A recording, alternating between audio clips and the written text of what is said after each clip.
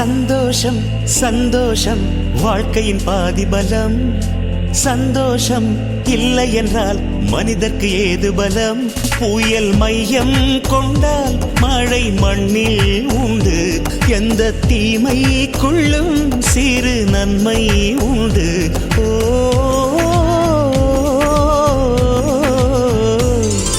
சந்தோஷம் சந்தோஷம் வாழ்க்கையின் பாதி பலம்.